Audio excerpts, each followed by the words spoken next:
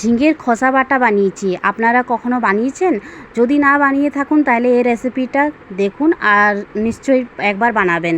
তো বাজার থেকে এমনি ঝিঙে নিয়ে এসেছিলাম 500 গ্রাম। তাহলে আমি এটাকে ভালোভাবে ধুয়ে নিয়েছি, ধুয়ে নিয়ে মোটা মোটা করে খোসাগুলো বার করে নিয়েছি।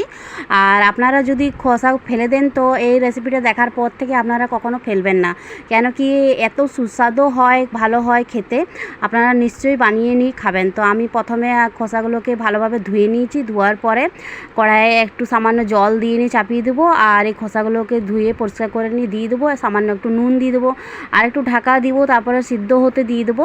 সিদ্ধ হয়ে যাবে, তারপরে আমি জল থেকে বার করে নেব, ঠান্ডা করে নিয়ে মিক্সার জারে পিষে নেব। মিক্সার জারে এর সাথে 2টো কাঁচা লঙ্কা দিব আর 4 কোয়া রসুন দিব, আর তারপরে এক চামচ হলুদ সর্ষে আর 1 চামচ দিব পোস্ত। আর ভালোভাবে মিক্সার জারে জল না দিয়ে জল ছাড়াই বেটে নেব ভালো করে, শুকনো করে।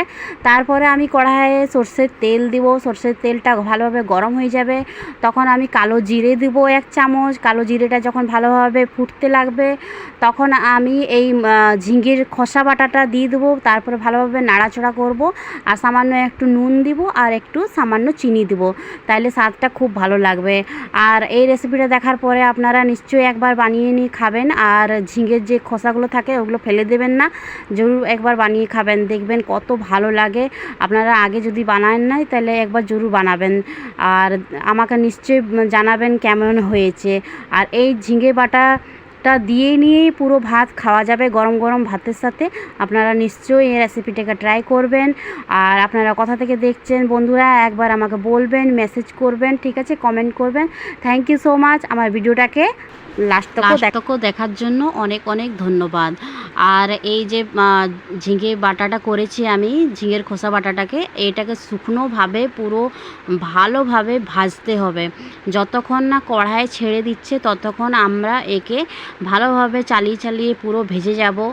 আর একটা সুগন্ধ বেরোবে, দেখবেন রসুনের কাঁচা গন্ধটা চলে যাবে, ততক্ষণ আমাদেরকে একে নাড়তে থাকতে হবে কড়াইয়ের মধ্যে এটাকে।